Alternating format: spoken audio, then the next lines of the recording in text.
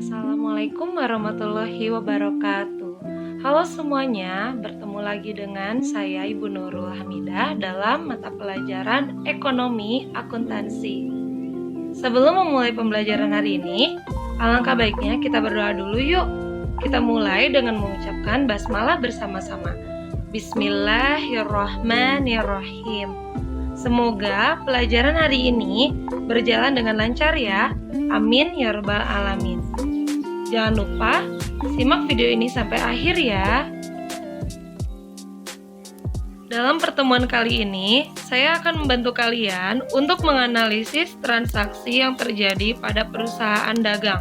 Hal ini akan sangat membantu kalian ketika kalian menyusun jurnal umum maupun jurnal khusus yang terjadi pada perusahaan dagang. Nah, berikut kita simak ya, pedoman untuk menganalisis transaksi perusahaan dagang. Pedoman yang pertama yaitu, posisikanlah diri kalian itu sebagai pelaku. Nah, ketika terjadi sebuah transaksi pembelian, maka bayangkanlah kalau diri kalian ini adalah seorang pembeli. Dan ketika terjadi transaksi penjualan, maka bayangkanlah kalau diri kalian ini adalah seorang penjual.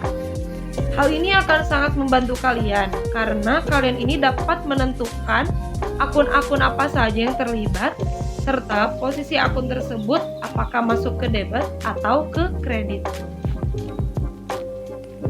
Pedoman yang kedua yaitu ketika kalian memposisi diri kalian tuh sebagai pembeli, nah berarti kalian ini sebagai pembeli, maka barang dagang nama akunnya yaitu pembelian. Ketika terjadi pengembalian barang yang sudah kamu beli, maka nama akunnya yaitu retur pembelian. Nah, retur itu adalah pengembalian barang. Jadi kalau retur pembelian artinya adalah pengembalian barang yang kalau misalkan sudah dibeli di retur pembelian gitu. Yang ketiga, ketika terjadi pembelian secara kredit, maka kamu misalkan nih membeli barang secara kredit, berarti tidak usah bayar dulu. Berarti akun yang munculnya yaitu utang dagang. Jadi dinilainya sebagai utang dagang. Yang keempat, ketika kamu memposisikan diri kamu sebagai penjual, tadi sebagai pembeli, sekarang sebagai penjual nih. Nah, ketika ada transaksi penjualan, maka nama akun untuk barang dagangnya adalah penjualan. Dan ketika kamu menerima kembali barang yang sudah kamu jual, maka nama akunnya yaitu retur penjualan. Yang kelima, ketika terjadi transaksi penjualan secara kredit, nah berarti kamu menjual barang nih, tapi belum dibayar sama orangnya, berarti kamu belum menerima uang, maka akun yang muncul adalah piutang dagang. Nah, hati-hati ya guys. Di sini kalau misalkan ada piutang dagang, artinya berarti kita tuh punya tagihan ke orang lain. Kita sudah jual barang nih, tapi pembelinya itu belum bayar ke kita. Maka kita tulis piutang karena piutang ini adalah tagihan. Tapi beda ceritanya kalau misalkan kita beli barang nih, tapi kita belum bayar. Maka posisinya adalah utang dagang. Nah, pedoman yang keenam yaitu barang dagang. Nah, barang dagang itu jika bertambah, maka posisinya di sebelah debit atau debit ya. Nah, jika berkurang di sebelah kredit. Barang dagang itu ya nama akunnya kan macam-macam ya. Bisa itu pembelian, retur pembelian, penjualan, ataupun retur penjualan. Pokoknya kalau misalkan barang dagangnya itu bertambah, maka posisinya pasti di sebelah debit. Nah, kalau berkurang, posisinya pasti di sebelah kredit. Saya mulai dari soal pertama ya. Tuan Raka menjual barang dagangan kepada Nona Raya seharga 50.000. Nah, soal ini adalah soal ketika terjadi pembelian dan penjualan tunai. Pembelian tunai adalah transaksi yang dicatat oleh Nona Raya, sedangkan penjualan tunai adalah transaksi yang dicatat oleh Tuan Raka. Nah, ketika ada pembelian dan penjualan tunai, maka bukti transaksinya adalah nota kontan. Perhatikan animasi berikut ya. Nona Raya di sini sebagai pembeli. Dia punya uang. Sedangkan Tuan Raka sebagai penjual, dia punya barang dagangannya. Anggaplah buku-buku itu adalah barang dagangannya.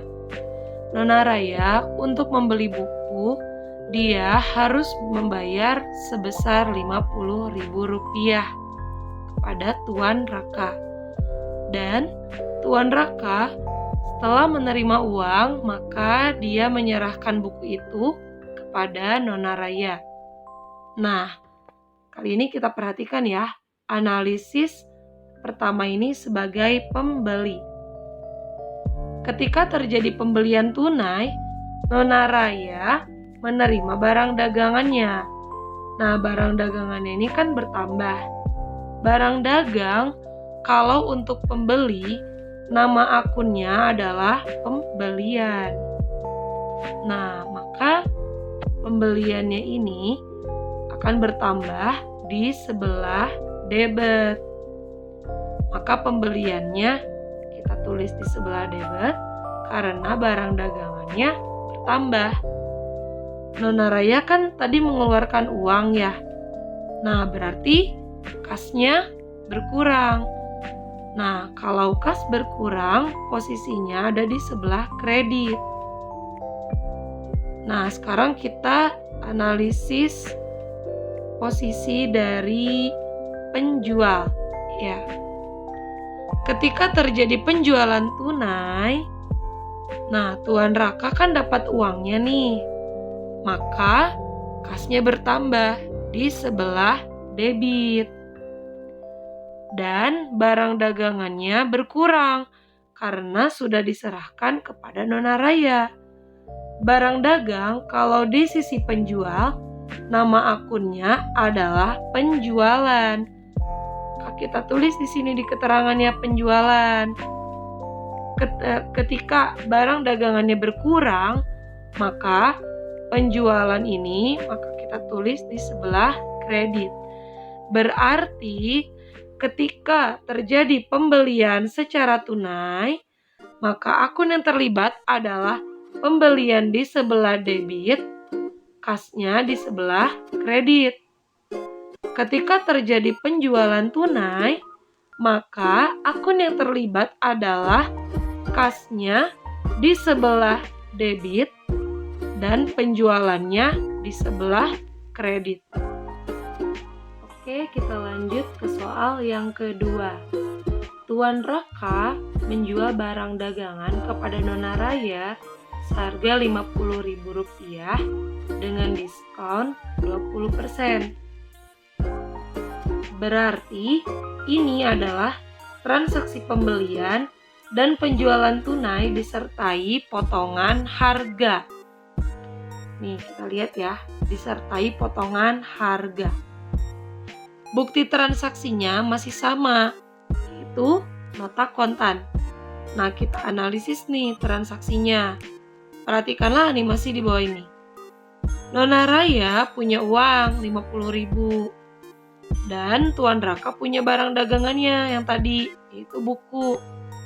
Ketika Tuan Raka menyerahkan barang dagangannya seharga 50.000 kepada Nona Raya, maka Nona Raya membayarkannya nih seharga 50.000 juga. Nah, ini udah ketukar nih. Jadi saling ada transaksi ya di sini. Tapi ternyata Tuan Raka memberikan diskon nih kepada Nona Raya. Diskonnya berapa? 20%. 20% kali 50.000 itu hasilnya 10.000. Berarti 10.000-nya itu harus dikembalikan kepada Nona Raya. Nah, mari kita analisis ya. Mulai dari pembeli dulu nih. Sisi dari pembeli, jurnalnya bagaimana? Pembeli tadi kan mengeluarkan uang ya, 50.000 dan memperoleh barang dagangannya. Nah, barang dagangan ini bagi pembeli nama akunnya adalah pembelian. Maka barang dagangannya bertambah. Pembeliannya pun bertambah. Maka kita tulis di keterangannya pembelian di sebelah debit 50.000. Dan kasnya berarti Nona Raya tadi hanya mengeluarkan uangnya tuh 40.000. Sedangkan 10.000-nya ini masih dipegang nih. Karena dikembalikan dari Tuan Raka karena dapat potongan harga. Nah, ini merupakan pendapatan milik Nona Raya. Nah, karena pendapatannya ini dari potongan harga, maka nama akunnya adalah potongan pembelian seharga 40.000. Sekarang kita analisis sisi dari penjual ya. Transaksi dari penjualan tunai yang disertai dengan potongan harga. Ketika ada penjualan tunai yang disertai potongan harga, maka perhatikan nih, Tuan Raka memperoleh uang tunai, yaitu kas. Maka kasnya bertambah. Gitu. Nah, kenapa sih 40.000 yang diterima sama Tuan Raka, padahal barang dagangannya tadi tuh seharga 50.000? Karena Tuan Raka memberikan potongan harga kepada Nona Raya. Potongan harga itu bagi penjual setara dengan beban. Nah, makanya namanya ini adalah potongan penjualan. Sudah dipotong nih tadi Rp10.000. Posisinya ada di sebelah debit.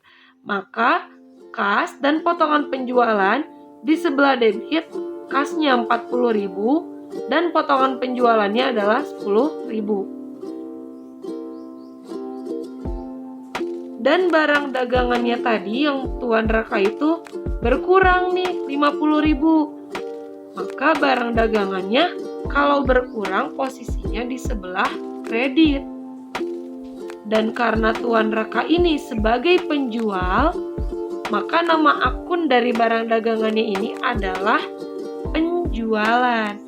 Maka kita tulis nih di sini penjualan. Di sebelah kredit sebesar Rp50.000. Selanjutnya kita masuk ke soal ketiga. Apa yang terjadi jika Nona Raya mengembalikan barang yang sudah dibeli seharga 10.000 kepada Tuan Raka? Nah, ini adalah kejadian retur pembelian dan retur penjualan. Retur pembelian bagi Nona Raya dan retur penjualan bagi Tuan Raka. Perhatikan animasi di bawah ini. Ada satu buku yang dibeli oleh Nona Raya tadi rusak. Maka buku itu harus dikembalikan nih pada Tuan Raka. Satu buku itu seharga 10.000. Maka Tuan Raka mengembalikan uang 10.000 yang tadi itu kepada Nona Raya. Nah, selanjutnya kita analisis transaksi yang terjadi. Nona Raya kan tadi mendapatkan uang ya 10.000. Berarti uangnya ini kan bertambah. Maka kasnya bertambah. Kalau kas bertambah, itu posisinya sebelah debit. Berapa? Nominalnya itu 10.000. Karena barang dagang yang sudah dibeli itu dikembalikan, berarti barangnya itu kan berkurang ya. Nah, barang yang berkurang itu ada di sebelah kredit.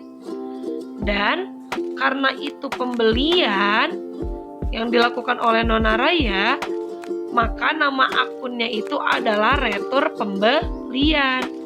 Jadi, retur pembelian di sebelah kredit karena barangnya berkurang. Nah, ini transaksi jurnal yang dicatat oleh Nona Raya sebagai pembeli. Kita lihat nih di Tuan Raka. Perhatikan ya, Tuan Raka berarti memperoleh kembali barang dagangannya tadi. Bukunya tadi kan karena rusak ya. Nah, Nona Raya mengembalikan nih ke Tuan Raka. Berarti barang dagangannya ini bertambah.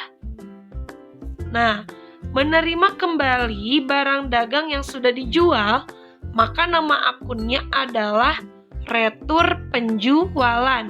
Sebesar 10.000 kita tulis di sebelah debit karena barang dagangannya bertambah. Nah, tadi kan Tuan Raka mengeluarkan uang nih, 10.000. Berarti kasnya berkurang. Kalau kas berkurang, itu posisinya di sebelah kredit. Berapa? Sebesar 10.000.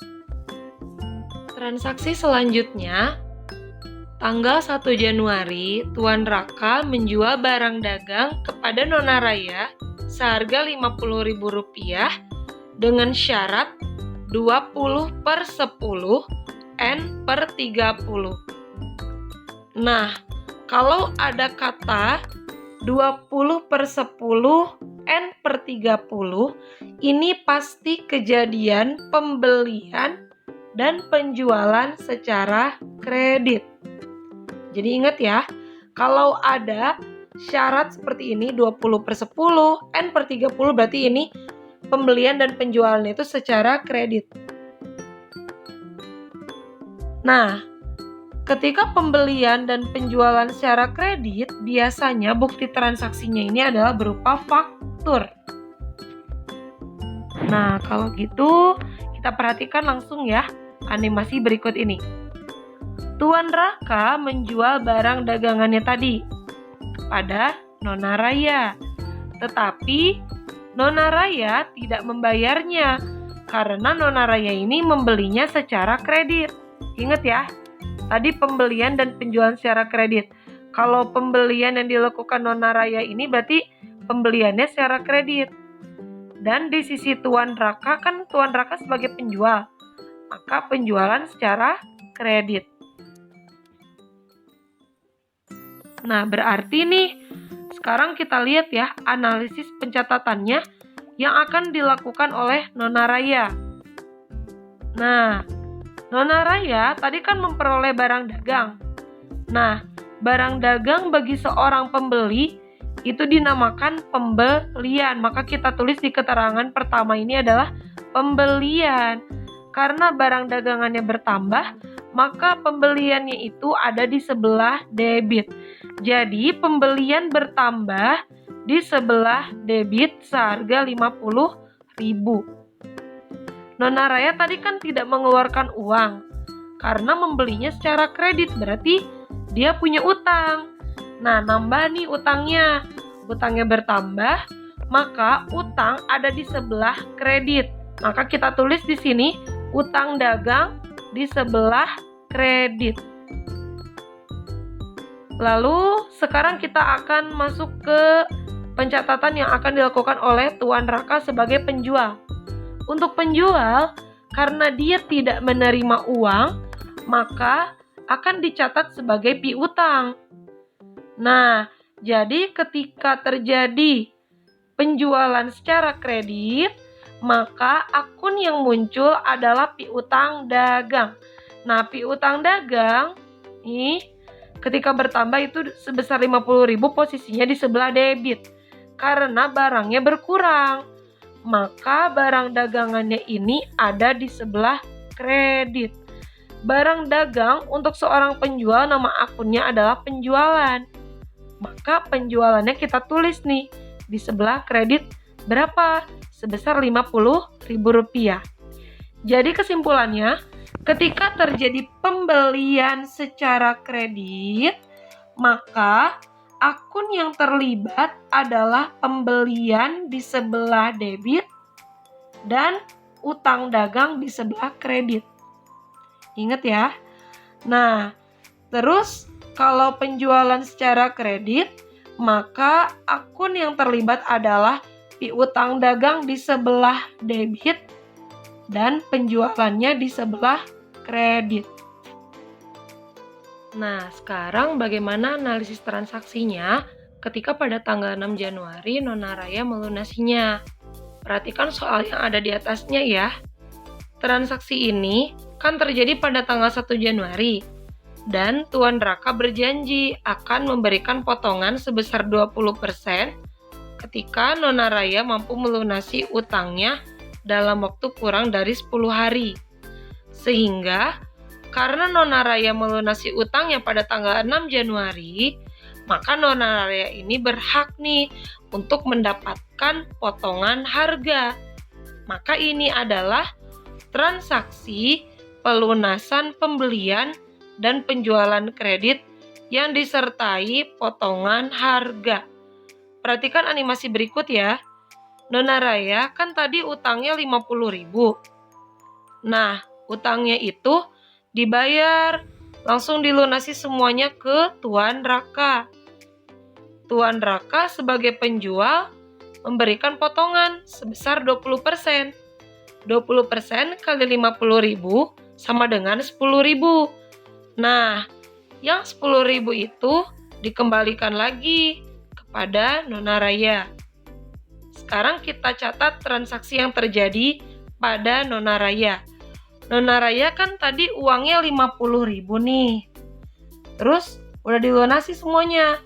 Utang kalau sudah dilunasi maka utangnya berkurang.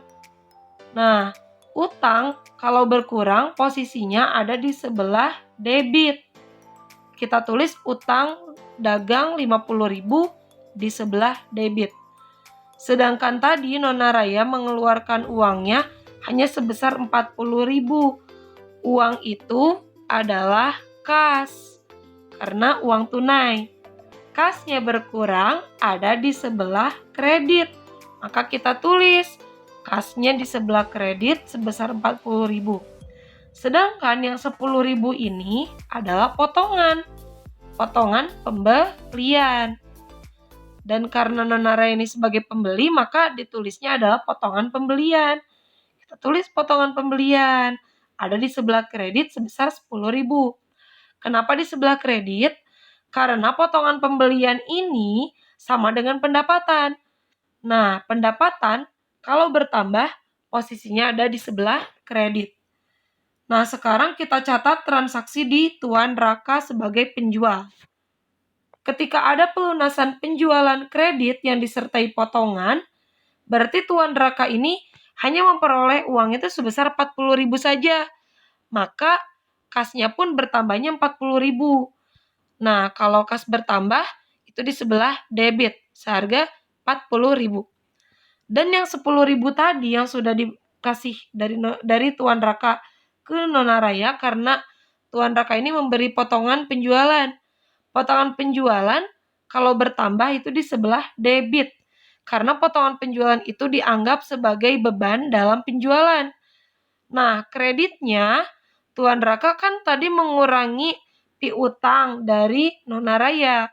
Piutang kalau berkurang posisinya ada di sebelah kredit. Maka kita tulis piutang dagang sebelah kredit sebesar Rp50.000. Transaksi yang terakhir kita lihat. Nah, masih di soal yang sama. Tanggal 12 Januari Nona Raya melunasi utangnya. Nah, kita lihat nih. Sama seperti di slide sebelumnya ya, soalnya yang paling atas. Karena Nona Raya ini dia melunasi utang itu pada tanggal 12 Januari. Kita lihat nih karena awalnya kan transaksinya 1 Januari. Berlakunya kalau mau dapat potongan 20% itu hanya dalam waktu 10 hari setelah tanggal transaksi yang 1 Januari itu. Nah, berarti 1 Januari sampai 10 hari ke depan itu terhitungnya adalah 11 hari. Nah, berarti tanggal 11 nih jatuh tempo kalau misalkan Nona Raya mau melunasi utangnya dengan ada potongan dari Tuan Raka. Tapi karena Nona Raya ini melunasinya itu pada tanggal 12 Januari, maka Nona Raya ini tidak dapat potongan harga. Berarti di sini transaksinya itu pelunasan pembelian dan penjualan kredit tanpa potongan harga. Nah, kita perhatikan animasi berikut ya.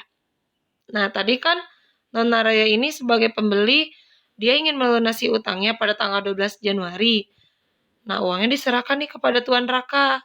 Tuan Raka sudah menerima uangnya dari Nona Raya. Kita langsung aja analisis transaksi jurnalnya dari sisi pembeli. Nah, karena di sini keterangan yang pertama itu adalah utang dagang. Ketika utang dagangnya berkurang, yang tadi kan Nona Raya sudah melunasi utangnya nih 50.000. Nah, ini tanpa potongan harga, berarti utang dagangnya pun berkurang sebesar 50.000. Kalau utang berkurang itu posisinya di sebelah debit. Selanjutnya, kas. Kenapa kasnya itu di sebelah kredit? Karena kan tadi Nona Raya melunasi utangnya nih, uang tunai. Nah, kas kalau misalkan berkurang, uang tunainya berkurang, maka posisinya di sebelah kredit. Jadi kasnya ditulis di sebelah kredit seharga Rp50.000. Kita lihat transaksi pencatatan yang dilakukan oleh Tuan Raka sebagai penjual. Nah, tadi kan Tuan Raka sudah menerima pelunasan utang dari Nona Raya sebesar 50.000. Ini uang tunai. Nah, ketika uang tunainya bertambah, maka kasnya pun bertambah di sebelah debit seharga Rp50.000. Nah, berarti piutang dagangnya atau tagihannya Tuan Raka kepada Nona Raya ini berkurang. Kalau piutang berkurang, berarti posisinya di sebelah kredit. Berapa nominalnya? Rp50.000. Alhamdulillah, untuk pembelajaran hari ini kita sudah selesai ya guys. Jadi, jangan lupa kalian boleh catat semua materi yang sudah saya sampaikan dalam video kali ini. Terima kasih yang sudah menyimak. Semoga bermanfaat. Assalamualaikum warahmatullahi wabarakatuh. Sampai ketemu lagi di pertemuan selanjutnya.